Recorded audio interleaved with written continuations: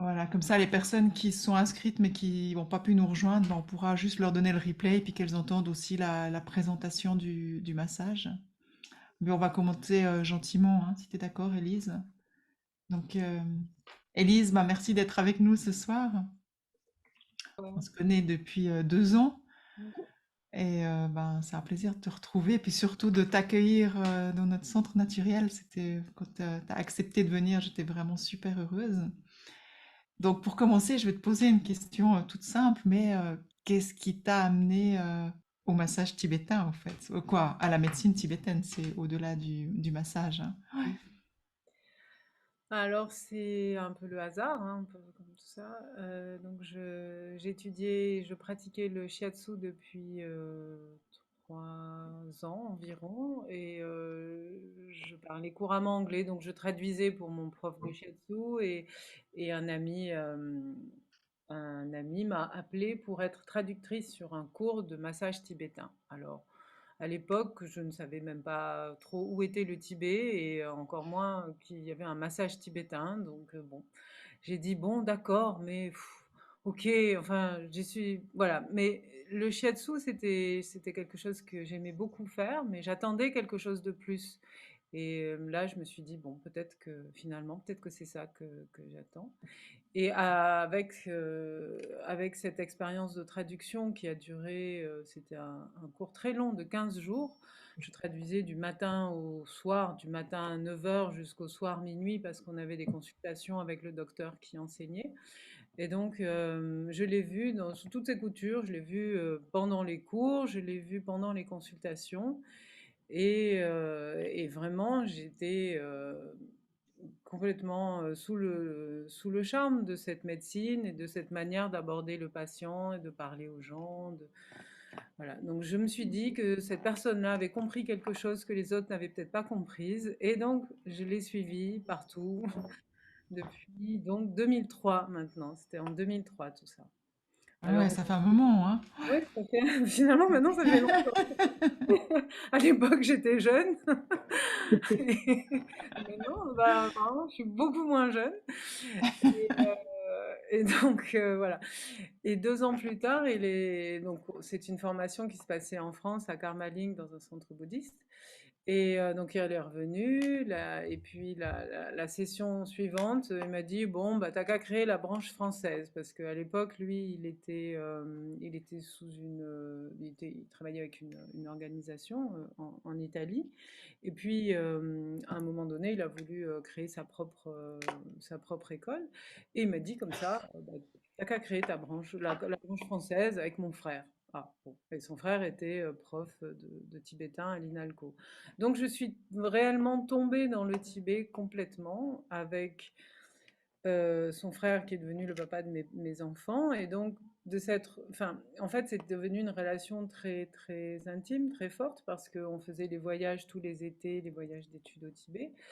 Et donc je voyais un peu tout ça sous toutes ces facettes. Et je me suis déplacée en Europe puisque le docteur Vida donnait ses cours un petit peu partout en Europe. Donc je l'ai suivi en tant qu'étudiante. Et puis bien sûr, à chaque fois qu'il venait en France, j'étais l'organisatrice, la traductrice. Voilà. Et j'ai traduit ce cours de nombreuses fois, j'ai étudié ce cours de nombreuses fois. Et au bout d'un moment, en 2012, en 2011, il m'a dit, bon, bah alors, ça y est, maintenant, il faut que tu te mettes à enseigner. Et donc, il m'avait déjà demandé plusieurs fois, mais moi, je voulais vraiment pas. Et puis là, il m'a dit, non, mais là, maintenant, c'est c'est fini, t'as pas le choix. Donc, je me suis lancée là-dedans et avec toujours sous sa guidance, comme on dit. Et le programme aussi a été remanié plusieurs fois. Et là, on arrive à un programme qui est normalement le plus optimum. C'est le meilleur programme qu'on ait fait jusque-là. Voilà, parce qu'au début, c'était des longs cours de 15 jours où les étudiants oubliaient ce qu'ils avaient fait le dernier jour, ils avaient oublié ce qu'ils avaient fait le premier jour, donc c'était pas très facile d'apprendre comme ça. Et puis ensuite, on a un peu plus découpé, et puis on a intégré différentes parties de la théorie aussi. Et voilà, donc j'ai pas étudié que le Kundalini, bien sûr, j'ai étudié toutes les autres thérapies externes, plus toutes les autres parties de la plupart des 4 tantras médicaux. Alors, on n'a pas tout étudié parce que les 4 tantras médicaux, c'est quelque chose de très très vaste. Les Tibétains l'apprennent par cœur avant d'avoir le droit de poser les mains sur leurs patients. Donc nous, on ne peut pas apprendre de la même manière. Et c'est pour ça que le docteur Nida a conçu ces cursus de manière à être plus adapté à notre manière d'apprendre occidentale. Et donc, au contraire, lui, il dit enfin, il fait poser les mains tout de suite sur les patients, puisque c'est par l'expérience qu'on apprend les choses. Et donc, en fait, le Kundalini, finalement, il fait partie du quatrième tantra, le dernier tantra médical, puisqu'il fait partie des thérapies externes et c'est là où on met les mains sur les patients et c'est là qu'on fait vraiment quelque chose. Et donc il y a le Kundalini, puis il y a d'autres thérapies externes, bien sûr. Le Kundalini, c'est le massage, hein, le massage tibétain. Voilà. Mhm. Et Mais tu me disais, hein, c'est vraiment quelque chose de très très complexe. C'est pas un simple massage, c'est vraiment quelque chose de c'est hyper complet, hein. pas, ouais, c'est pas juste un massage. Alors peut-être c'est le moment, tu crois, de partager Oui, la peut-être tu peux structure. montrer Oui. l'arbre. Mhm. Ouais. Donc la médecine tibétaine aime beaucoup les arbres. Les 4 tantras médicaux sont représentés sous forme d'arbres et c'est comme des cartes mentales, en fait. Donc là, si on regarde l'arbre du Kundalini, l'arbre du massage tibétain, il y a déjà 3 grands troncs. Un grand tronc qui s'appelle Ku, ici, appliqué, ça veut dire appliqué. Un autre grand tronc qui s'appelle Nye, et ça veut dire tanner, comme tanner le cuir ou assouplir le cuir. Et la troisième phase, la troisième grande phase, c'est chi, qui veut dire retirer. Vous voyez bien, c'est assez grand. Ouais, c'est super, ouais, merci. Donc les 3 phases, c'est ça, c'est ku, nye et chi. Donc appliquer, tanner, assouplir et retirer l'huile. Et donc qu'est-ce qu'on applique? On applique l'huile et on applique aussi la chaleur ou le froid. Donc c'est pour ça que là, donc chacune de ces grandes phases comporte des sous-catégories.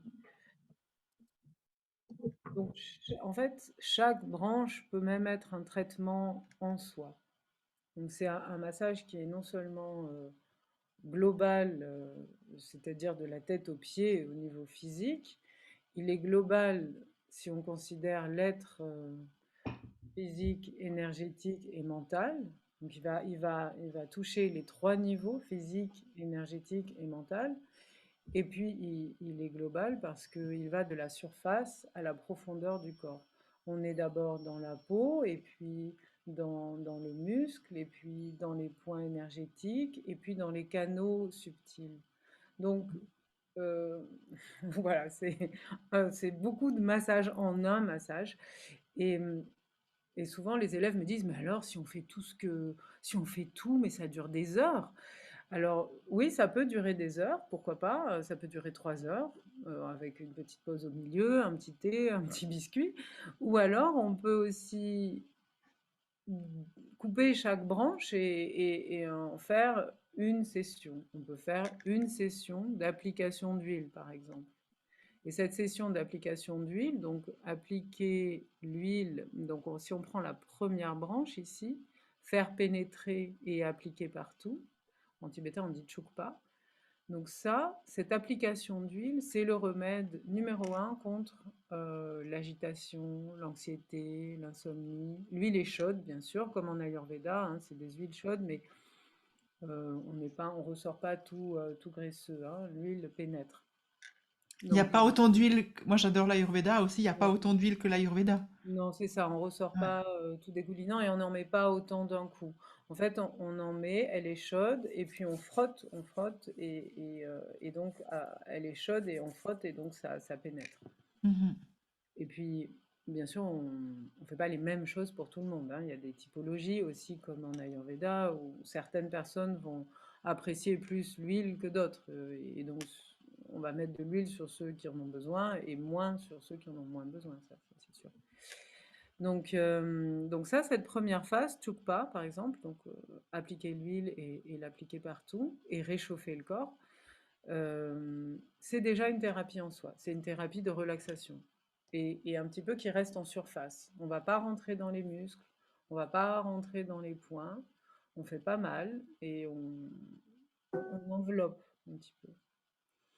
Et parce qu'on va partout, même entre les doigts de pied, derrière les oreilles, dans les oreilles, sur le visage. On va vraiment partout. Et ça permet aussi de retrouver les limites, nos frontières, les limites de notre corps. C'est à la fois quelque chose qui est, c'est physique, hein, bien sûr, on se sent enrobé, entouré, mais c'est aussi au niveau psychologique, on retrouve notre forme, on retrouve nos limites. Et on retrouve le plaisir aussi, hein, parce que c'est très agréable. Donc ça, c'est aussi thérapeutique en fait. C'est relaxant, mais c'est aussi thérapeutique à ce niveau-là. Et puis après, toujours dans cette première phase du coup, on a quelque chose qui s'appelle Tsikjor, et ça, c'est tout simplement la mobilisation des articulations. Ça, c'est des choses qu'on voit des fois en massage taille, vous savez, les étirements, les bras, les jambes, tout ça. Donc on retrouve des petites choses comme ça qui ressemblent au massage taille. On retrouve aussi des mouvements qui ressemblent au shiatsu dans les étirements.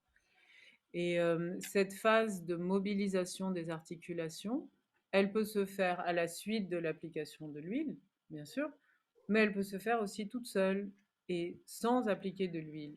En gardant les vêtements, on peut faire une mobilisation des articulations.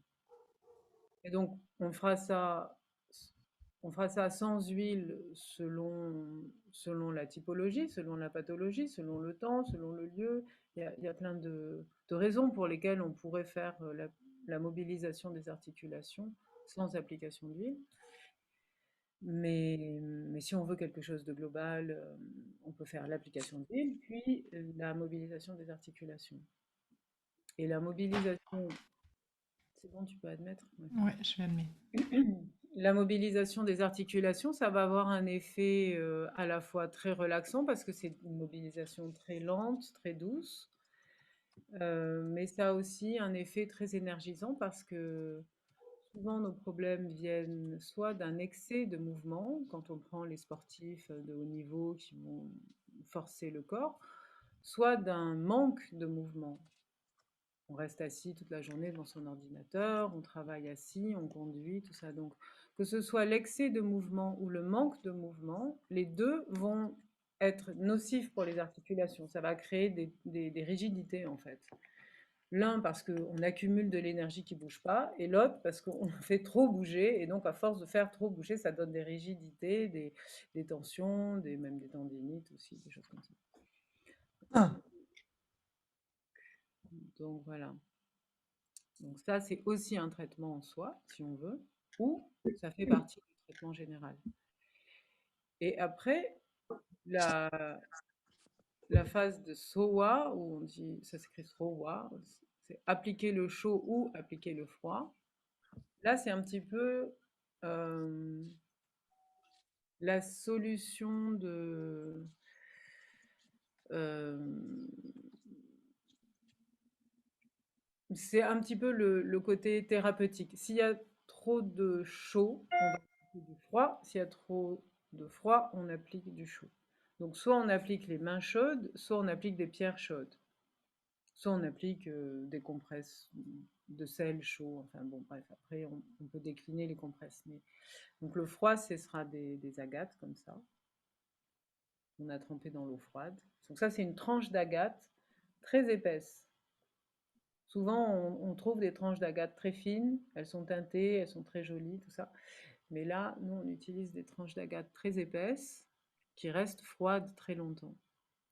Donc, c'est vrai que euh, la médecine tibétaine prend en compte le résultat de toutes les actions. Donc, on a une action quand on frotte et quand on réchauffe.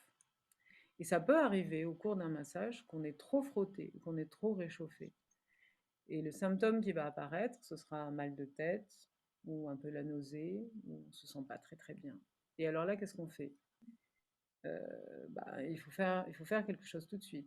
Donc on a la gâte froide et pof, on la met sur le front, on la met sur les tempes et c'est bon, le problème est réglé.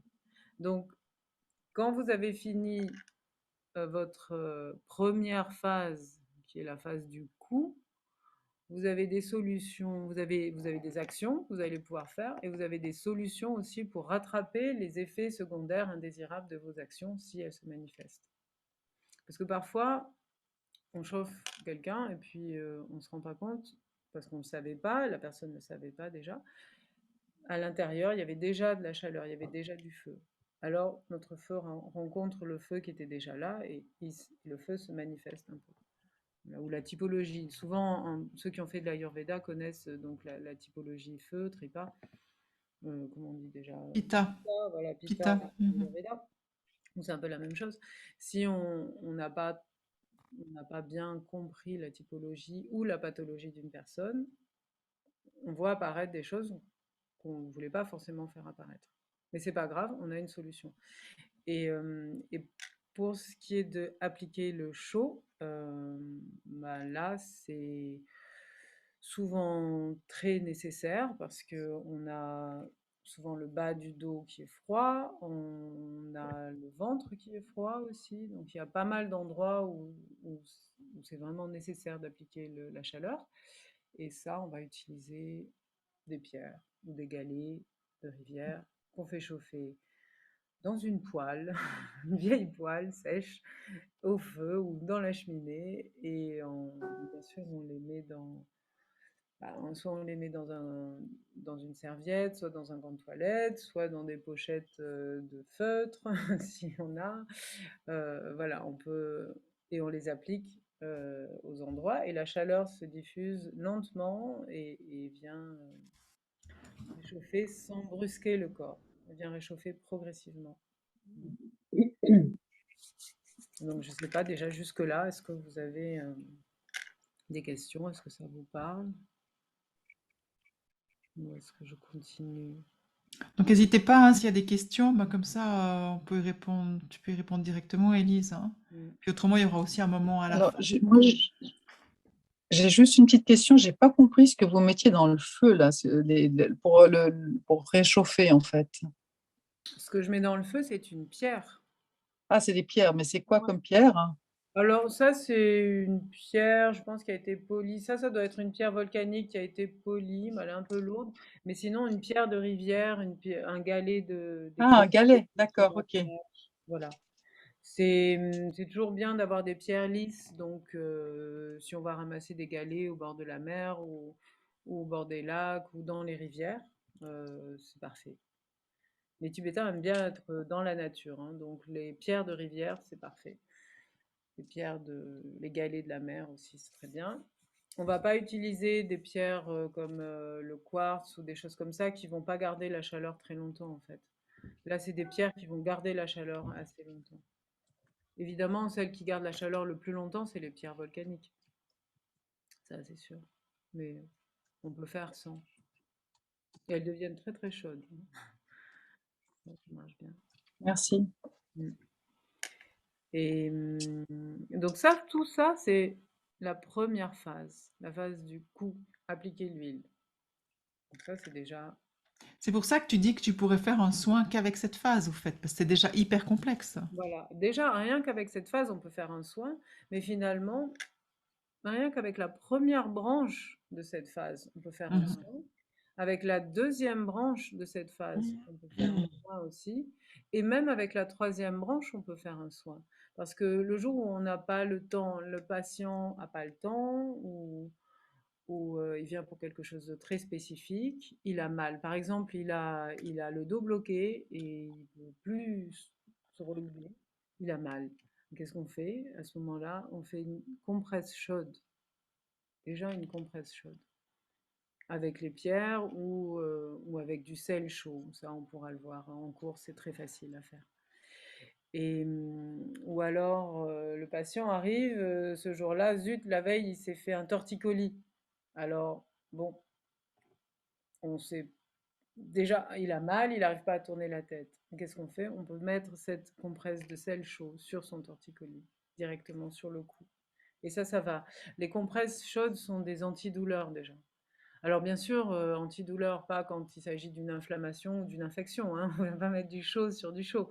Mais quand il s'agit d'endroits bloqués comme un mal de dos, une sciatique, bon, ça va pas partir comme ça avec une compresse, mais ça va au moins, la compresse va atténuer la douleur, ça c'est sûr. Et ouais, l'exemple typique, c'est vraiment le torticolis. Là, la compresse de sel est assez radicale. Et après, rien ne nous empêche de continuer le massage, de faire le massage comme prévu, si on doit. Mais on peut aussi faire juste des compresses. Voilà, c'est ce que je voulais dire. Ça arrive moins souvent, ça c'est sûr, mais ça peut. Ça peut. Mhm. Ouais, ou ça peut être complémentaire avec un autre soin, comme tu disais. Mm. On peut après mixer avec plusieurs choses aussi, quoi. Bah, Mhm. de toute façon, là, les compresses, ce sera complémentaire des deux autres phases, Ouais. les Ouais. articulations et l'application d'huile. Bien Mhm. sûr, dans l'idéal, on commence par l'application d'huile parce que c'est comme une sorte de préparation du corps à recevoir autre chose, puisqu'on apaise les sens, on apaise l'anxiété, le stress, on fait baisser le vent, hein, cette fameuse énergie du vent. Et après avoir préparé le corps, on lui donne la mobilisation des articulations. Et là, on travaille sur l'énergie, le flegme, l'énergie froide et stagnante. Et on fait circuler l'énergie d'une meilleure manière. On considère que les articulations sont des chakras secondaires. Donc, à chaque fois qu'on travaille sur les articulations, on rééquilibre l'énergie subtile aussi. Qu'est-ce que je veux Et dire? j'imagine que quand tu dis les huiles, au fait, c'est comme en Ayurveda, justement, tu as des huiles en fonction des différents types. Oui, oui, Ouais. oui. Mhm. On va prendre des huiles plus réchauffantes pour le vent, plus stimulantes pour la circulation pour flegme et plus apaisantes pour le feu. Oui, tout à fait. Mhm. Ouais, super. Ouais, c'est vraiment intéressant. Mm. Merci. Et ensuite, le gros tronc du milieu, là, enfin, la grosse branche du milieu, ça c'est la branche qui s'appelle le nier. Tanner et assouplir, la branche du nier ici. Et tanner, assouplir. Pourquoi est-ce qu'on parle de tanner? Euh, Parce que notre corps est rigide, donc on va le travailler. Notre esprit aussi est rigide, donc en travaillant le corps, on travaille aussi à l'assouplissement de l'esprit. Et nos tendons, nos nerfs, nos muscles, nos articulations, tout ça, c'est dur, rigide, tendu, et donc on va les travailler un peu plus en profondeur. Et c'est pour ça que on passe de la peau, les articulations, à les muscles d'abord. Donc chat, ça veut dire la viande, donc c'est chat, nier, le travail sur les muscles, ici. Muscles du dos, muscles du torse, muscles du membre. Et puis, donc là, c'est tous les mouvements que les gens qui pratiquent le massage connaissent déjà, les pétrissages, les étirements des muscles en profondeur, les tapotements, les frottements. Tout ça, c'est des choses qu'on retrouve dans les autres types de massage, mais qu'on va faire bien en profondeur. Et, euh, et ensuite, il y a le travail sur les points. Sang, ça veut dire les points. Sang-nier. Sang-nier, c'est les points. Travail sur les points. Et donc, ce travail sur les points, ça peut être des points, ça peut être un travail en pression fixe, comme on fait en cogné. Mais le travail traditionnel, c'est surtout tourner, presser et tourner. Donc, c'est pour ça qu'on a corps, non, corps. Corps, c'est la roue. Corps, c'est la roue. Donc, on tourne. Non, c'est presser. Et corps, tourner. Donc, on travaille tous les points. Et il y a beaucoup de points. Il y a les points de la tête, les points du dos, les points du torse, les points des membres, les points des pieds, des mains, etc. Tous les points qu'on retrouve en acupuncture, qu'on retrouve en moxibustion, ce sont les mêmes points. C'est des points sur la colonne, des points sur le torse. Voilà, des points sur la tête. Et on choisit un système de points en fonction des problèmes. Donc là, on rentre un petit peu plus dans le thérapeutique et énergétique. On rentre dans, par exemple, si on veut se concentrer sur la tête parce que la personne n'arrive pas à dormir, ou qu'elle est anxieuse, ou qu'elle n'arrive pas à accoucher sur les derniers moments de l'accouchement aussi, on peut travailler la tête. On peut travailler la tête sur des personnes âgées. Voilà, il y a différentes raisons pour lesquelles on va choisir les points de la tête, par exemple. Quand on a des problèmes d'oreille, il y a tous les points autour de l'oreille. Il y a des points spécifiques sur la nuque pour des problèmes d'hypertension. Tous les points du dos sont reliés avec les organes. Donc, en fonction des problèmes qu'on a rencontrés, on va faire tel ou tel point. Donc, bien sûr, dans un seul massage, on ne fait pas tous les points, ça c'est sûr. C'est pas possible, on va pas, puis ce serait contre-productif. Mais on peut choisir des systèmes de points. Il y a des points qui vont ensemble. Les points de la digestion sur le ventre, voilà. Les points de l'élimination, les points de l'utérus, les points de la vessie, les points des reins, tout ça. Donc ça, c'est tout le travail sur les points. Et là, on rentre un petit peu plus dans l'énergétique. Donc on va un petit peu plus dans le corps. C'est encore le niveau d'en dessous. On était à la surface avec la peau, ensuite on est rentré dans les muscles, maintenant on rentre dans les points. Et après, il y a un niveau encore plus profond et qui est très spécifique au Cougnier, c'est le travail des canaux. Et ça, on ne le trouve pas ailleurs en fait. Il y a 3 grands canaux extérieurs et ces canaux suivent en gros les trajets des nerfs. Mais ce n'est pas juste des nerfs, c'est vraiment des canaux d'énergie. Et ces canaux, au fur et à mesure de la vie, parce qu'on a des accidents, parce qu'on a des opérations, parce qu'on tombe malade, parce qu'on est fatigué, parce que la vie, c'est la vie, ces canaux se bouchent au bout d'un moment. Et il faut les déboucher petit à petit, comme on va déboucher un tube. Et c'est un travail qui est très physique, très concret, qui ne fait pas toujours du bien, enfin ça fait mal un petit peu, ça peut faire mal. C'est pour ça que c'est bien de préparer le corps avant quand même. Mais c'est un travail qui répare des choses très anciennes parfois. C'est vraiment assez... c'est très étonnant, c'est très agréable de pouvoir faire ça parce que ça, ça donne une solution à des gens qui n'avaient pas de solution. c'est plutôt pas mal. C'est pas non plus un travail qui est fait par les ostéopathes. C'est vraiment très, très, très unique, très particulier. Et ça demande pas mal de concentration, ça demande de bien connaître tout le reste avant, et c'est vraiment très, très, très chouette. C'est un travail où on va utiliser les coquillages de nacre. Alors, quand ça fait trop mal avec les pouces, on prend le nacre. Et puis le nacre aussi parce que la nacre est très efficace pour soigner les nerfs en général, les problèmes de nerfs. Donc le cerveau aussi. Ça, c'est encore autre chose. Donc on va utiliser les coquillages de nacre. On peut aussi utiliser les pierres chaudes pour dénouer et faire glisser aussi. Et après, il y a les canaux intérieurs, qui est un travail encore plus subtil. Donc, les canaux extérieurs, selon Sowa Rigpa, selon la médecine tibétaine, ils passent et ils affleurent le long du corps, le long de la colonne, sur les bras, etc. Mais les canaux intérieurs, eux, ils ont des points d'entrée et de sortie qui se retrouvent sur la colonne et ils rentrent et ils vont dans les organes.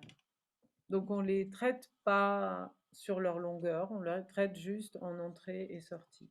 Donc c'est un travail encore plus subtil et qu'on va voir, voilà, qui arrive au bon moment et qu'on peut. C'est très étonnant aussi et c'est spécifique au massage tibétain. Ça, j'ai pas vu ailleurs. J'ai pas vu ça ailleurs. Donc là, tanner, assouplir, voilà, on a tanné, assoupli les muscles, on a tanné, assoupli l'énergie avec les points, et puis On tanne et on assouplit les canaux subtils, donc quelque chose qui est encore plus profond, ancien et ancré dans le corps. C'est la deuxième phase. Et la troisième phase, c'est... Oh, il y a Fiora qui a posé juste une question. Ah oui, Attends, je vais regarder. Est-ce que ce travail des canaux rejoint le Yuchok dans le Kunye? Le c'est Yukcho, pardon, les dans le YouTube, Kunye. oui, les bâtons. On peut faire ce travail avec les bâtons, oui.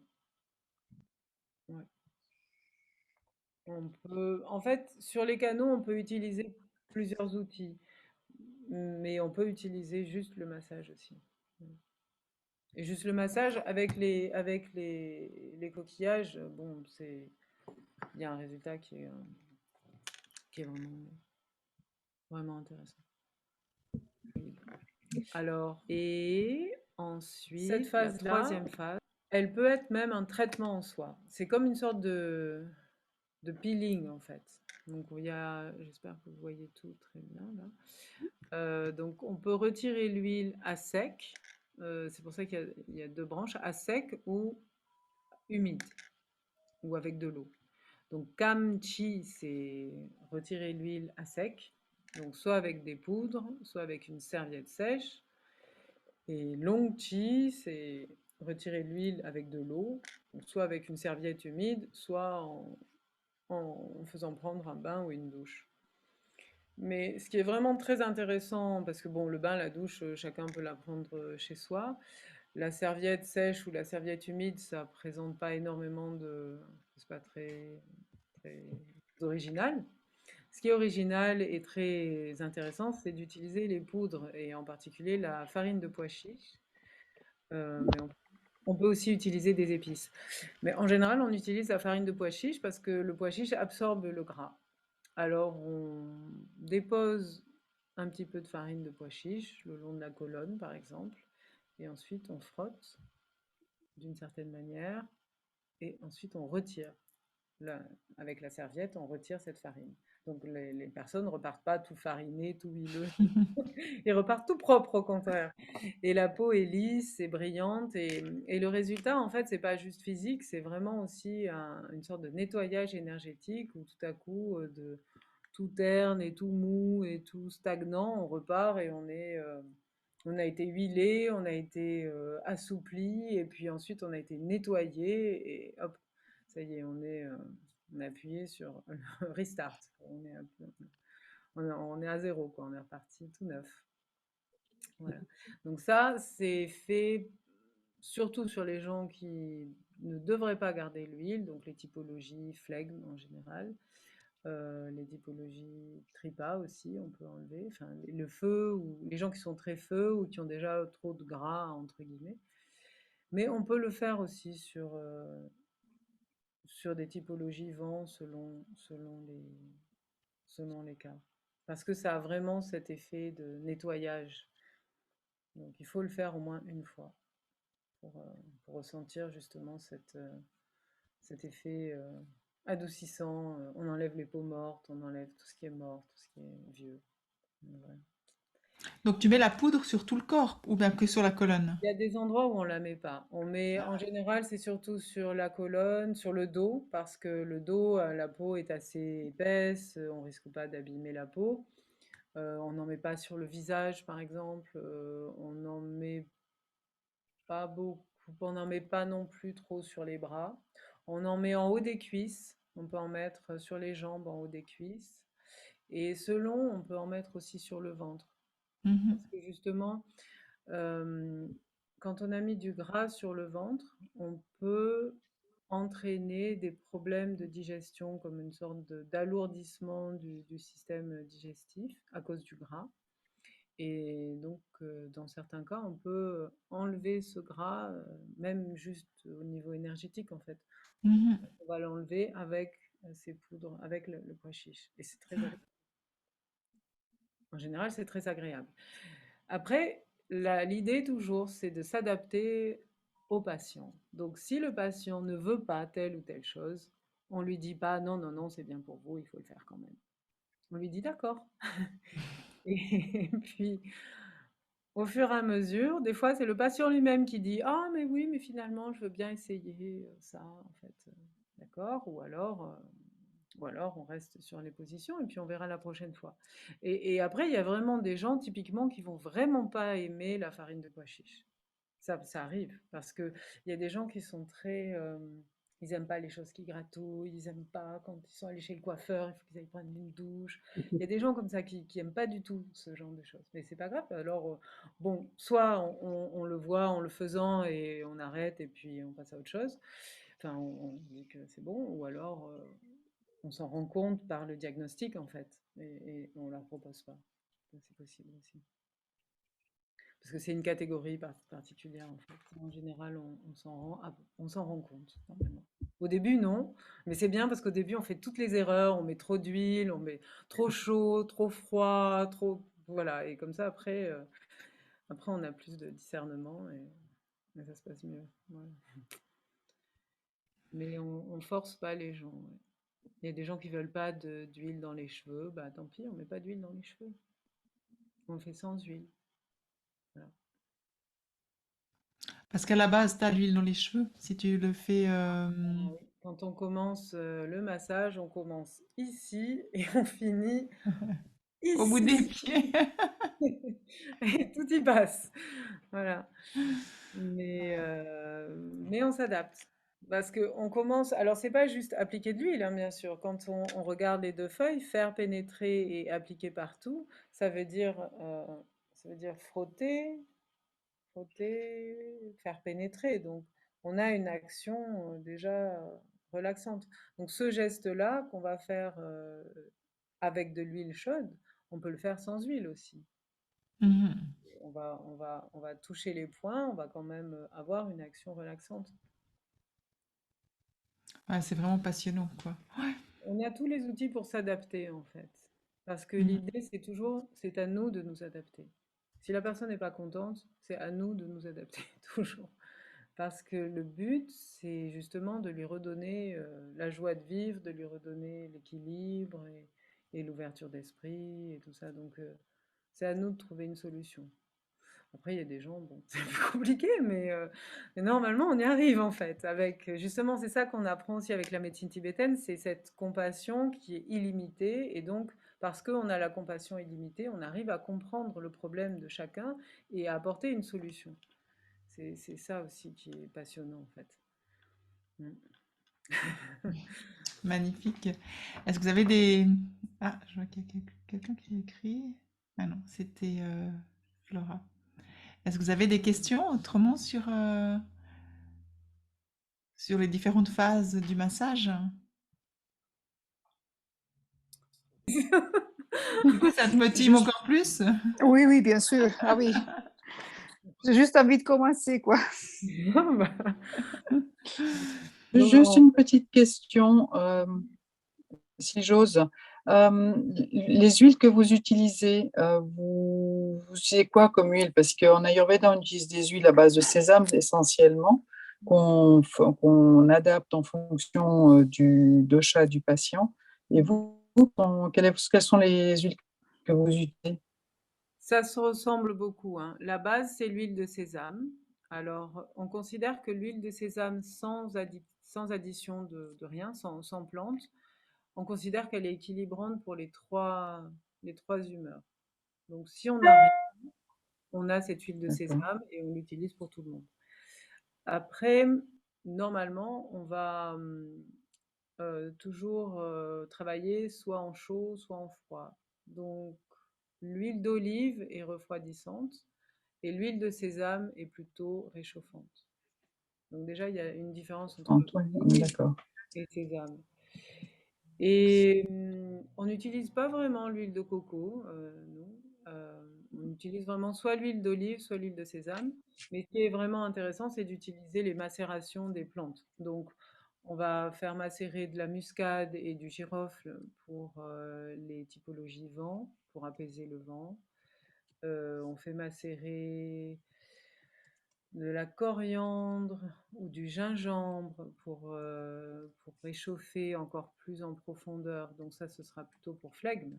pour faire bouger, pour activer la circulation et dissoudre le gras, entre guillemets. Et, et ensuite, pour tripa, ce sera plutôt du safran ou du calendula. Et le safran, le calendula, ça apaise la chaleur. Donc, olive, plutôt rafraîchissant, safran et calendula, rafraîchissant, et réchauffant, ce sera sésame avec coriandre pour réchauffer encore plus, ou gingembre. J'en euh, prends. et pour apaiser, sans trop agresser, ce sera plutôt girofle et muscade. Qui est quand même réchauffante, la girofle. C'est réchauffant, mais c'est pas trop violent. C'est pas aussi piquant que le gingembre ou que le piment ou que voilà. Et puis on n'utilise pas beaucoup d'huile de moutarde, mais moi j'en utilise un tout petit peu des fois. En fait, au bout d'un moment, on fait un petit peu ses propres mélanges, donc on peut mettre quelques gouttes d'huile de moutarde si vraiment c'est, je sais pas, c'est l'hiver, il fait froid et la personne a besoin d'être très réchauffée. Mais là aussi, faut que la qualité soit au rendez-vous, hein, bien sûr. Et, après, il y a des gens qui n'aiment pas l'huile de sésame, alors on prend autre chose. On peut prendre, si vraiment les gens n'aiment pas toutes ces choses avec des odeurs fortes, on peut prendre du jojoba, on peut prendre de l'amande douce. L'amande douce, Voilà, ouais. l'amande douce. Comme ça, au moins, ça embête personne, c'est neutre. Mais bon, au-delà de l'huile, c'est vraiment la manière de l'appliquer qui compte. L'intensité des gestes, la profondeur, la progression, la quantité aussi, la chaleur. Ça, c'est encore plus important. Et, ouais. Et pour l'huile de sésame, il faut vraiment choisir des huiles de sésame qui pénètrent bien aussi. Parce que des fois, elles sont un petit peu épaisses. C'est un petit peu désagréable quand même, au bout d'un moment. Euh, Moi, j'ai rencontré des thérapeutes Ayurveda, justement, qui, l'huile de sésame, ils ne pouvaient plus, en fait. Ils en avaient tellement marre. Ils n'y arrivaient même plus avec. Ils ne pouvaient plus, même à l'odeur, ils faisaient un peu un rejet, quoi. Mais en général, les patients acceptent les huiles. Surtout le muscade, on peut mettre de l'anis aussi. L'anis, c'est très apaisant. Une huile à l'anis, elle va être à la fois apaisante pour le vent, à la fois apaisante pour le feu. Et là, du coup, c'est toi qui prépares tes macérations, alors. Ouais, C'est ça qui est génial, hein. ouais. Mhm. Moi, je préfère. On apprend à faire ça hein, pendant le cours. On en parle de façon théorique. Après, je sais pas, dans la yourte là, naturelle, je sais pas si ce sera vraiment possible d'en faire, mais on peut quand même montrer. En fait, on peut les faire macérer soit au soleil pendant 40 jours, soit sur 2 jours, on va faire une température très très basse. Donc des poudres sèches, hein, la muscade sèche, le girofle sec, à température très très basse. Et après, on mélange le girofle avec la muscade, ou on mélange le girofle avec le safran, enfin l'huile au safran avec l'huile au girofle, l'huile à la muscade avec l'huile au safran, par exemple. Si on a une typologie double, si on a quelqu'un qui est moitié vent, moitié feu, on peut mélanger les deux huiles. Mhm. Mais, mais c'est vrai qu'en pratique, vraiment au-delà de l'huile en elle-même, c'est la manière de l'utiliser, la manière de l'appliquer et les mouvements qu'on va faire, la- l'enchaînement aussi, comment on amène les choses qui vont être vraiment, qui comptent plus. Les Tibétains utilisent le beurre aussi, le beurre clarifié. On peut utiliser le beurre clarifié. Et puis, c'est quand même aussi un peuple nomade, alors les nomades, ils utilisent ce qu'ils ont sous la main. Et ils s'adaptent à ce qu'ils ont sous la main. Des fois, on utilise des tisanes aussi, des décoctions, donc pas d'huile. C'est-à-dire, tu fais comment avec la tisane? On applique les tisanes, enfin la tisane, on applique pas chaude, hein, on applique des décoctions en fait, Ah ouais. Mhm. à la place de l'huile. Ça c'est, je sais pas s'il fait trop chaud, si on veut pas d'huile, si la typologie vraiment a pas besoin d'huile du tout. C'est plus rare quand même. Mhm. Super. Merci. D'autres questions?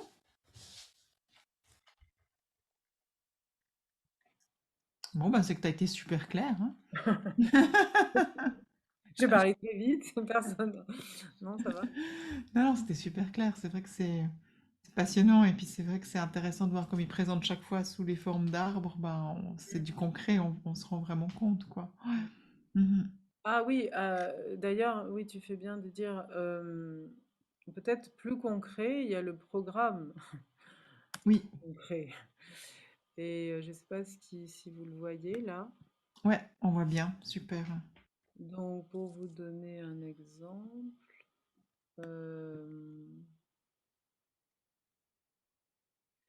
voilà, les deux premiers modules, on peut dire qu'ils ils vont ensemble. Mais à l'intérieur de ces deux premiers modules, après le premier module, vous repartez déjà avec un outil concret. Donc bien sûr, pour le premier module, on va introduire la médecine tibétaine, les grands principes, etc., les 5 éléments, les 3 humeurs.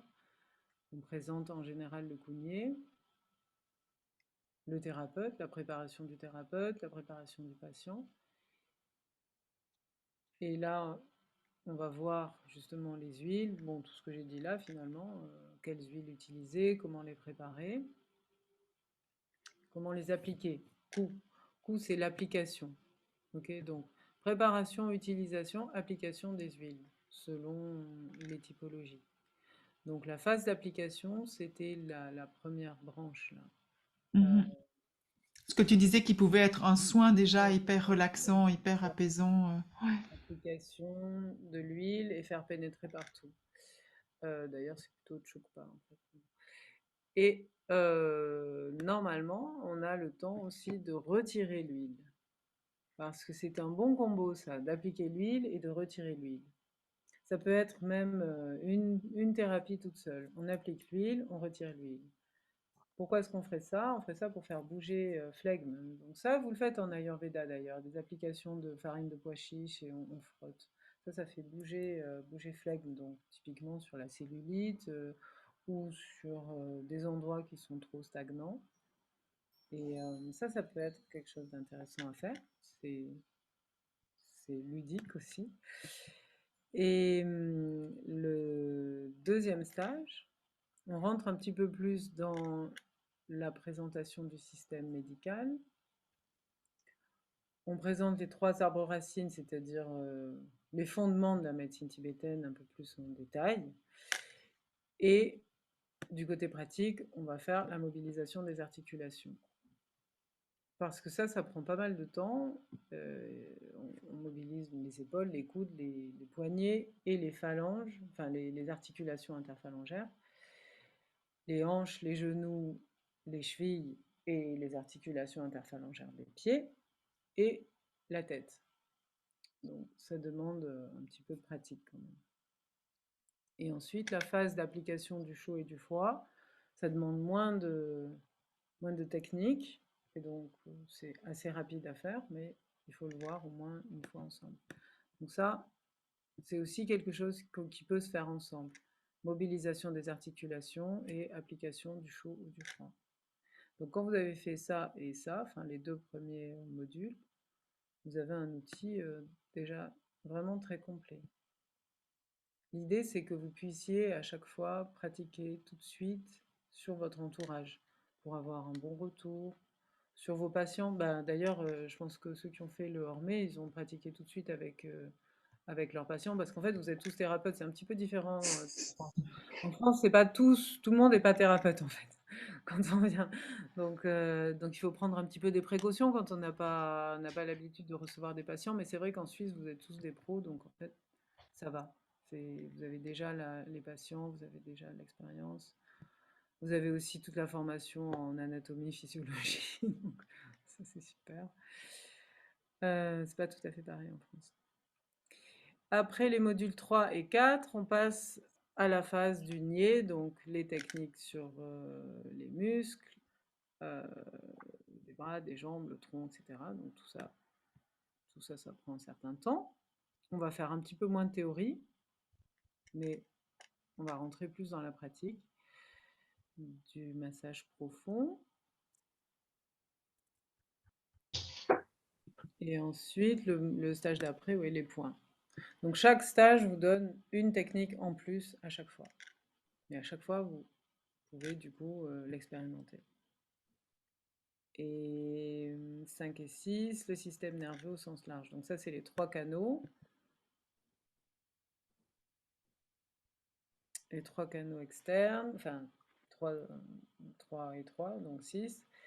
Et 3 à droite, 3 à gauche. Et les 13 canaux internes. Et l'avant-dernier stage, le 6, là, je commence à vous mettre des outils dans les mains. Parce qu'une fois que vous avez bien compris comment ça marche avec les mains, l'outil, c'est un prolongement de vos mains. Vous n'avez plus à vous poser de questions, comment je tiens l'outil, à quoi il sert. Il fait partie de vous et vous sentez autant à travers le coquillage, à travers la pierre, qu'avec vos doigts. C'est assez intéressant. Et donc là, vous pouvez utiliser les pierres chaudes, les coquillages, les bâtons, pas sûr. Peut-être. Ok, les bâtons, si. Ok, donc ça, ce sera les bâtons. Ok, d'accord. J'avais oublié que j'avais mis ça là. Bonus. C'est spécifique pour ceux qui font le massage, du coup. Il y aura un autre stage bâton séparé. Et le dernier module, c'est là que vous voyez l'analyse d'urine et la prise de pouls et les cas d'étude.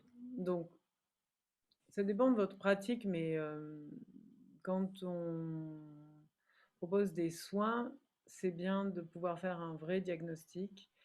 Et le diagnostic le plus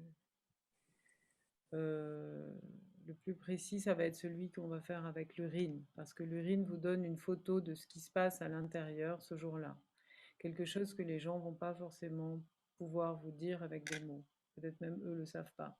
Donc dans l'urine, vous allez voir beaucoup de choses et c'est vrai que c'est intéressant de demander aux gens d'apporter leurs urines du matin.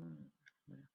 Après, tout dépend de votre pratique, tout dépend de vos patients. Parfois, certaines personnes se consacrent juste au cadre relaxation et ils vont pas forcément demander l'urine. Tant pis, c'est pas grave. Mais si vous pouvez, c'est bien d'avoir cet outil-là. Ça va beaucoup vous aider. Et puis la prise de pouls. Alors, je ne dis pas qu'on va apprendre la prise de pouls en 3 jours, parce que la prise de pouls, c'est toute une vie. Mais au moins, vous allez apprendre où poser les doigts et quoi écouter. Euh, vous allez commencer à sentir la texture. Je ne sais pas, parmi vous, vous prenez déjà les pouls dans vos pratiques non, c'est nouveau. Il n'y a personne qui fait. C'est nouveau. Nouveau, ouais. Mm. Et c'est pas impossible en fait, c'est ça qui est étonnant. Plus on prend les pouls et plus la sensibilité s'affine et plus on ressent des choses. Voilà. Donc c'est une expérience à faire. Et puis la présentation des études de cas des élèves, bon ça c'est tout au long de votre cursus, vous allez prendre des notes sur les traitements que vous faites, vous allez avoir des cas, des problèmes, et le mieux c'est de tout noter et de revenir à chaque cours avec vos notes et vos questions. Et c'est vrai que c'est comme ça qu'on apprend le mieux. Mais bon, ça, je crois que vous apprenez bien. Il y a pas de... Je pense que vous avez une bonne méthode. Donc, voilà. Ce qui vous rend autonome dans votre pratique du massage. Vous n'êtes pas obligé d'en référer à un médecin tibétain pour savoir quelle est la typologie, quelle est la pathologie de cette personne. Bien sûr, il y a un entretien préalable au massage, une demi-heure ou peut-être plus, où vous allez déterminer la demande, l'état et selon le temps dont vous disposez, vous allez choisir parmi toutes ces techniques ce qui vous paraît le plus approprié, en accord avec le patient. Parce que avec tout ce que je vous ai montré, là, vous comprenez qu'un massage peut durer 3 heures. Donc, C'est sûr. alors, combien ça coûte un massage de 3 heures? Comment est-ce que c'est possible de faire un massage de 3 heures? Donc, c'est toutes ces questions. Mais quand on apprend toutes ces choses phase par phase, à la fin, on sait ce qu'on doit utiliser, quand on doit l'utiliser et combien de temps on doit l'utiliser. Donc, à la fin, enfin, à la fin de la formation, on peut décider qu'on va, quand, je sais pas, une personne vient avec une épaule gelée, bon ben, on décide qu'on va s'occuper surtout de cette zone-là, avec la tête, le cou et, et le dos. Et on va faire toutes ces phases-là juste sur une zone, parce qu'on se concentre sur sa demande. S'il n'y a pas de demande particulière, on voit que le problème est global, on va proposer un massage de la tête aux pieds, et puis on va ajouter un petit peu de mobilisation des articulations aux endroits où il y a besoin. On va ajouter un petit peu de travail sur les muscles ou sur les points là où il y a besoin. Et la fois d'après, on fera la suite. Parce Donc en que général, tu fais des soins quoi, d'1 heure et demie ou comme ça? bah là, j'avoue, en ce moment, je fais des soins de 2 heures. Et je D'accord. suis bien là-dedans. Voilà. Et je Ouais. suis passée à 2 heures et je trouve que c'est là, en sortie d'été, avec tout ce que les gens ont reçu, subi, tout ça, 2 heures, ils les voient pas passer, hein. Vraiment. Mhm. Ouais. Là, en ce moment, je suis vraiment à l'aise là-dedans. Après, en ville, et puis parce que là, je suis à Saint-Raphaël, donc les gens viennent, ils se détendent, ils se posent, ils veulent. Voilà, c'est pas les vacances, mais un petit peu. Mais des fois, bon, quand on est en hiver, on a moins de temps, on peut faire des soins plus courts. Je peux proposer des séances d'1 heure, quand c'est aussi des séances qui sont plus rapprochées, ou 1 heure et demie. Souvent, je faisais 1 heure et demie. Mhm. Ouais, t'adaptes au fait, bah, c'est comme ici, hein, des massages, tu peux choisir 3/4 d'heure, 1 heure, 1 heure et demie, 2 heures, tu choisis quoi. Ouais. Ouais. Mhm. En fait, on arrive à comprendre aussi. Bon, moi aussi, mes patients viennent d'un peu loin. Souvent, ils ont minimum 1 heure et demie de route. Alors, parce que quand je suis ici à Saint-Raphaël, il y en a, ils viennent et ils ont 2 heures et demie de route. Donc, je vais pas leur faire un massage d'1 heure s'ils ont conduit 2 heures et demie. Ça n'a pas de sens. Mhm. Et Ouais. aussi, c'est ma propre pratique parce que j'ai plusieurs endroits, donc je ne suis pas toujours au même endroit tout le temps. Donc je donne aux gens suffisamment pour qu'ils attendent la fois prochaine, 2 mois plus tard, 3 mois plus tard. Et Mhm. puis souvent c'est des gens, enfin moi maintenant les gens m'appellent quand ils ont tout essayé et qu'il n'y a rien qui a fonctionné. Donc ils arrivent avec un gros paquet et voilà, ils veulent quelque chose de global. Mais c'est vrai que quand je suis à Toulouse, j'ai des patients plus qui ont des problèmes psychologiques ou psychiatriques. Et donc, eux, ils ont besoin de quelque chose de plus rapproché, de plus régulier, et donc de plus court. Donc, Mhm. on peut faire des choses de 1 heure, ils sont contents, ils repartent et ils reviennent 15 jours plus tard. Ouais, c'est ça qui est génial, au fait, ça t'ouvre vraiment beaucoup, beaucoup de portes en fonction des besoins des gens, quoi. Oui, Et des oui, tu peux vraiment circonstances, ouais. t'adapter. Ça, c'est vraiment très, très, très bien. Parce que Mhm. même avec simplement le massage cougné, entre guillemets, je dirais les massages cognés, quoi, enfin, avec toutes les techniques du cougné, on choisit à l'intérieur ce dont on a besoin. Et Mhm. Ouais. Ouais. en fonction de la saison aussi, c'est pas toujours en plein été, bon, on fait pas la même chose qu'en plein hiver, c'est sûr. Mhm. Mm. Super, merci. Bon, voilà. Alors, je ne sais pas ce que vous en avez pensé, si ça vous parle, s'il y a des questions, s'il y a des choses qui vous interpellent. À vous la parole, hein. Qui a déjà reçu un massage cougné là-dedans? Personne parmi vous, personne. Laura. Ah, je crois pas qu'il y a beaucoup de gens qui en font ici, hein. En tout cas, Non, il n'y a pas trop. Pas il y trop. a pas, il y a peu de gens qui font l'Ayurveda, il y a beaucoup, le massage, il y a beaucoup, mais le Kundé, je vois pas, en tout cas dans la région, qui en fait, quoi.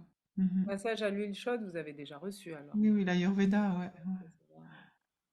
L'Ayurveda, c'est des massages qui peuvent durer très longtemps aussi ou Mhm. Environ 1 heure et demie. 1 heure et demie? Ça dépend, c'est aussi 1 heure, 1 heure et demie. Ça dépend un peu du temps que les patients ont, parce que certains n'ont pas beaucoup de temps, mais ils voudraient quand même avoir un massage à l'huile chaude assez relaxant, ce qu'ils veulent. Alors, on peut le faire sur 1 heure, on peut faire sur 1 heure et demie, on peut faire sur 2 heures. Il y a certains massages, comme le Garchant, qui est un massage drainant, il prend 2 heures. J'arrive pas à le faire en moins longtemps, Hmm. parce que ça prend du temps. Mais oui, voilà. Non, non, c'est bien. Mais l'Ayurveda et la médecine tibétaine sont très proches, hein, vous savez, de toute façon. C'est Mais c'est ce que j'ai remarqué là, c'est ce que j'ai constaté, puisque vous regardez aussi selon les vous fois, parlez d'un type flegme ou d'un type feu Ouais. et d'un type vent. Donc voilà, c'est un peu les trois mêmes doshas. mm, mm. C'est ça, ça c'est vraiment, c'est exactement la même chose. Et après, même l'Ayurveda est basé sur les huit Oui, branches. Céline. Les 8 branches sont reprises aussi dans les 4 tantras médicaux. Il y a beaucoup de choses en commun, mais il y a beaucoup de choses différentes, en particulier le traitement des fièvres, tout type de fièvre. Euh, ça c'est pas traité de la même manière en Ayurveda. Et on retrouve aussi des morceaux de médecine chinoise. On retrouve les points, on retrouve certaines choses. Donc c'est vrai que le Tibet, il est un petit peu entre les deux, géographiquement parlant, hein. Il est entre l'Inde et la Chine. Et on voit, enfin, les médecins ont beaucoup communiqué, ils ont beaucoup voyagé au Tibet, en Inde, en Chine, ils ont beaucoup échangé. Et le résultat, C'est ça que je trouve génial. Moi, personnellement, j'ai fait du massage ayurvédique, j'ai fait du massage, maintenant je suis encore en formation de massage chinois, technique externe aussi. Et ce que je trouve magnifique dans la médecine tibétaine, c'est ce que tu dis, c'est un mix des deux, au fait. Et c'est ce qui m'avait touchée quand j'ai fait ta connaissance et que j'ai commencé à faire un début de cursus aussi. C'était ça, je me disais, waouh, il y a ce que j'aime de l'Ayurveda, il y a ce que j'aime du chinois, et là, il y a un mix, c'est le mix parfait, quoi. oui, il y a cet aspect-là, on a l'impression que voilà, c'est plus qu'un mix, c'est vraiment une rencontre et une Mhm. harmonisation entre tout ça, et avec la culture indigène pré-bouddhique, hein, vraiment ce qui était là au Tibet avant que le bouddhisme arrive, parce que le bouddhisme est arrivé d'Inde, tout est arrivé d'Inde en fait. Mhm. Mais là au Tibet, il y avait déjà quelque chose, et ça, c'est à l'intérieur de la médecine tibétaine aussi. Et ça, c'est. Et tout le lien avec la nature aussi. Exactement. Ouais. C'est surtout ça. Effectivement, c'est ça. Le lien avec la Mhm. nature, l'aspect entre guillemets un peu chamanique. Donc, après, il y a toutes sortes d'outils. Je ne veux pas les sortir tous maintenant, mais bon, voilà, les bâtons, Mhm. tout ça, ça vient, c'est spécifique à cette culture pré-bouddhique. C'est ce qui est Je beau. sais pas si tu as vu le message de Céline. Oui, j'ai vu, merci beaucoup. Bah, après, le pire, c'est quand on regarde la vidéo du docteur Nida, ce qui est sur le site. Là, je crois que vous l'avez mis en lien aussi On l'a dans mis, je crois, ouais, ouais. Naturel. Et là, on reste là. Et on est détendu rien que de regarder la vidéo. On est vraiment. C'est ça, c'est vraiment bien. Mm. Ouais. Vous avez pris le temps de la regarder, si jamais on l'a mis sur notre site. Regardez sur la page où on a toute la description de la médecine du massage tibétain, justement, Kugné. On a mis la vidéo. Donc comme ça vous donne aussi une idée concrètement comment c'est. Et puis, voilà, en tant que thérapeute, ce qui est important aussi, parce que sur des longs traitements comme ça, on peut se dire qu'on se fatigue. Et justement, là aussi, la médecine tibétaine met vraiment l'accent sur la santé et le positionnement du thérapeute. Autant le positionnement physique, comment avoir toujours trouvé la bonne position pour pas se fatiguer. Donc, on est vraiment toujours le partisan du moindre effort. Moins on fait d'efforts et plus efficace on sera. Et le positionnement mental aussi. Le positionnement mental, c'est très important. Et donc tout ça, c'est inclus dans la formation parce que ça fait partie intrinsèquement de l'enseignement de la médecine tibétaine. Et ça aussi, j'ai trouvé ça vraiment très, très, très bien. Je je je l'avais pas vraiment rencontré dans le shiatsu, même s'il y avait une éthique, bien sûr, il y a toujours une éthique, mais c'est au-delà de l'éthique. C'est vraiment, je trouve, un positionnement. Ça part du positionnement physique. Si on est mieux sur une table, bon ben, on prend une table. En général, c'est un message qui se fait au sol. Donc on n'oblige personne à être au sol, mais bon, c'est traditionnellement c'est au sol. Et si on est mis sur une table, on se met sur une table, mais qu'on soit au sol ou sur une table, il faut toujours trouver la position où on est détendu, où on travaille avec euh, le ventre libéré, le corps, la respiration fluide et le moindre effort. Donc les doigts, les doigts forcent pas. La force vient du ventre. Il y a vraiment tout ce travail-là, on le fait en cours. Petit à petit, hein. Mais moi, je suis un petit peu casse-pied sur les positions. Parce qu'en fait, quand, euh, quand je prête mon corps à la science avec mes étudiants, je sais s'ils sont positionnés, comment ils sont positionnés. Et je leur dis, ah là, mets-toi un peu comme ci, mets-toi un peu comme ça. Et là, on sent la différence dans le toucher et dans ce qui est transmis. Donc ça, c'est super parce qu'en fait, on donne un massage, mais en même temps, on se régénère aussi en tant que, en tant que praticien. C'est vraiment important. Après, c'est sûr que je ne vais pas enchaîner 10 massages de 2 heures dans une journée, c'est pas possible. Mais si je dois faire 3 massages, ce sera alors 3 massages plus courts, et si je fais 2 massages, ce sera 2 massages plus longs. Enfin voilà, on fait son planning en fonction, en fonction des rendez-vous. Mais il y a le temps du massage, il y a les positions, et il y a euh, le côté développement personnel en fait aussi. Voilà. Tout ça, ça fait partie de la formation en fait. Mhm. Voilà. Ouais, bah c'est magnifique, hein. C'est Mm. magnifique.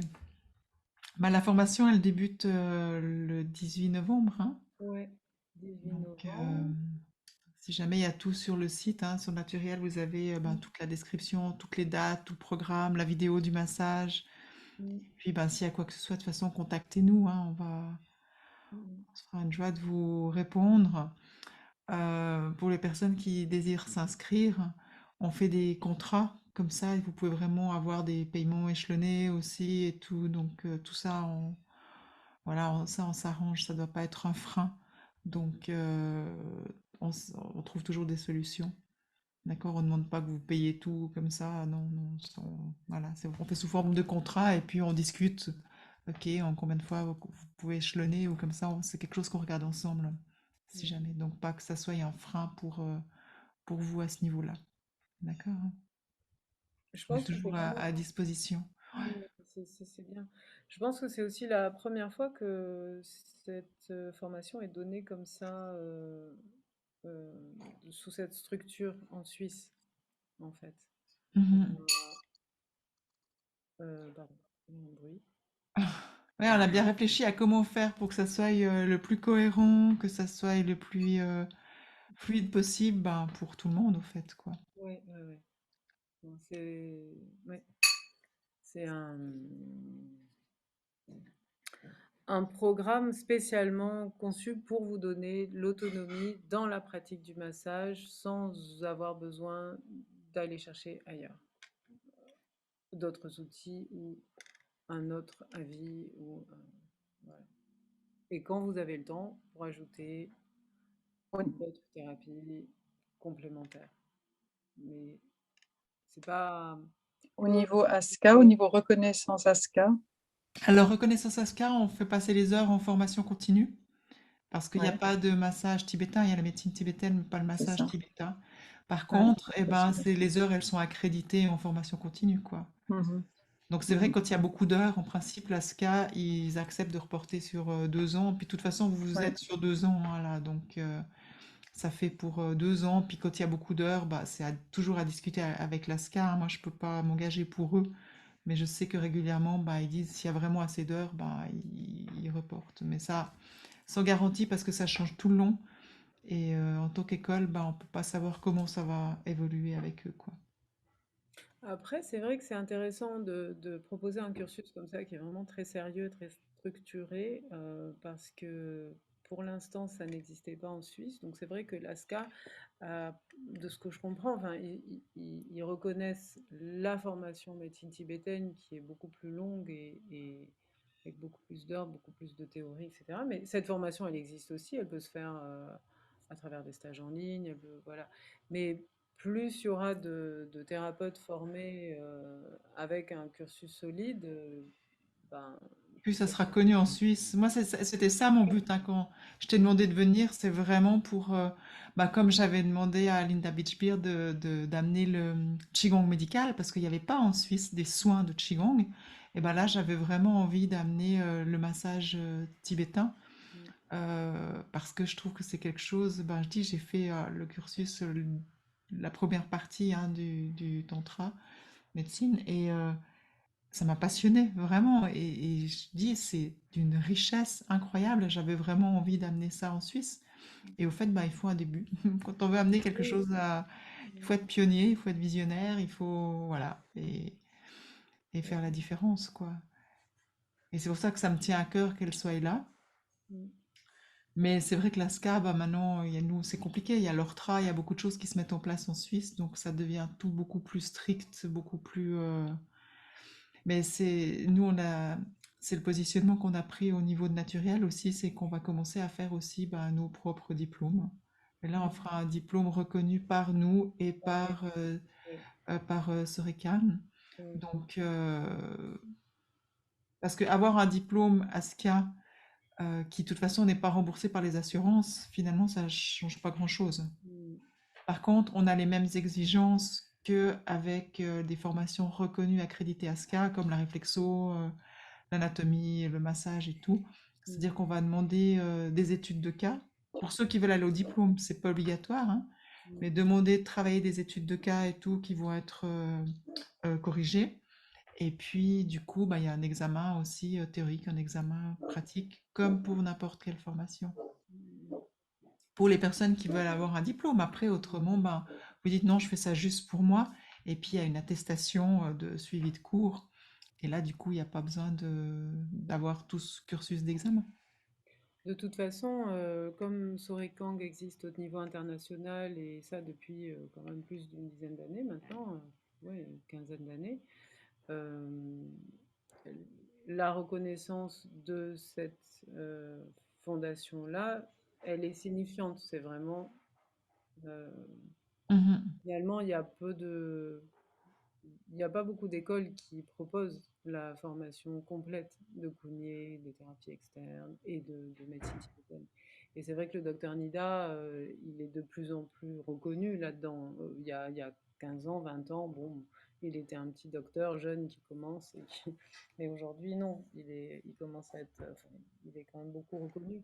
Et puis, on est à l'origine du développement du premier diplôme de médecine tibétaine au Népal, un diplôme universitaire au Népal. Donc il y a une université au Népal qui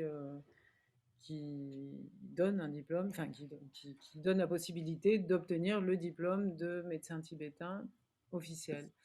Donc ça, c'est nouveau, hein, ça fait, je sais pas, ça doit faire 4-5 ans, 5 ans, je crois, avec des générations de nouveaux médecins.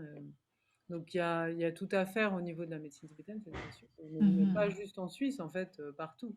Ouais. Et c'est vrai qu'heureusement, grâce au docteur Nida, son travail vraiment inlassable et très sérieux et très structuré, ça permet. Enfin, c'est une vraie carte de visite en fait. Quand on est formé par Sorigang, on n'est pas formé par juste quelqu'un comme ça dans la nature. On est formé par une école qui a déjà d'un partenariat avec le Mensekang, qui a déjà le partenariat avec l'université médicale au Népal. Bien sûr, l'été, avant, on allait dans les hôpitaux au Tibet. Là, c'est plus trop possible à cause du Covid, mais il y avait tous ces partenariats officiels avec des vrais médecins tibétains qui nous accueillaient dans leurs hôpitaux pour faire des stages d'internat, voilà, internat Mhm. l'été. c'est toujours très folklorique, mais c'était quand même du vrai travail, hein. Il y avait beaucoup de patients. Et il y a une vraie collaboration et une vraie confiance aussi. Les médecins tibétains, ils ont un peu tendance à nous regarder de haut au départ. Ils nous disent, bon, bah alors, vous étudiez la médecine tibétaine, vous n'êtes même pas tibétain, vous comprenez même pas le langage tibétain, comment est-ce que vous pouvez prétendre apprendre cette médecine? Et là, grâce à tout ce travail-là, ils nous regardent d'une autre manière, quand même. Donc, ils nous voient Mhm. arriver avec nos outils. Le massage, c'était pas forcément quelque chose qui était très connu au Tibet. Il est allé chercher le massage tibétain qui était un petit peu oublié dans les textes. Il était resté sur les étagères dans des textes traditionnels et lui, il est allé ressortir ça. Il est allé chercher des techniques secrètes et très, très subtiles, très profondes, comme celle des bâtons. Donc il a remis tout ça au goût du jour et il le réintroduit dans les universités médicales aussi. Ça, c'est vraiment important. Mhm. Les étudiants au Tibet voient les Européens pratiquer certaines choses qu'ils ne pratiquaient plus, et donc ils se remettent à le pratiquer eux-mêmes. C'est ça qui est génial, hein. Ouais. Mais- mais- donc c'est vraiment, ouais, ça c'est sûr que c'est vraiment très très sérieux. Il y a juste un autre, il y a l'école, la première école qui avait invité le docteur Nida, là, Shangchung, enfin c'est pas une école, c'est un centre bouddhiste Dzogchen. Eux, ils avaient jusqu'à présent une formation de Kunier en France et en Italie. Mais c'est tout, en fait. Enfin, il y a pas. Il y a peut-être des gens qui ont été formés, qui se sont mis à enseigner comme ça, de leur propre chef, mais euh, des enseignements structurés comme ça, il n'y a pas. Mhm. Voilà. Donc voilà, bah, en tout cas, voilà, si vous avez des questions comme ça, bah, n'hésitez pas à nous contacter. Autrement, bah, il y a le formulaire si jamais pour vous inscrire. Puis si vous avez des questions, bah, vous nous les transmettez. Puis nous, on regarde directement avec Élise qui vous répondra aussi si jamais. Ouais. D'accord? Super. Bah, en tout cas, merci beaucoup, Élise, hein, pour cette soirée et tout ce que c'était riche, tout ce que tu nous as expliqué. Mm. Merci à vous d'avoir été là. Et puis, bah, merci aux personnes qui regarderont en replay. Il y en a qui m'ont écrit, qui sont bloqués dans les bouchons et Merci. tout. Ah, d'accord. Donc, Oh, bah, ils courage. auront ils auront le replay. Mm. Puis, Merci beaucoup. Merci. Merci. Une bonne soirée. À bientôt. une Bonne bonne soirée. Au soirée. revoir. Au Au revoir. Bonne revoir. Merci soirée. pour tout. Au revoir. Merci Nathalie, merci beaucoup. Bah, avec plaisir. À bientôt. À tout bientôt. Au revoir. Au revoir.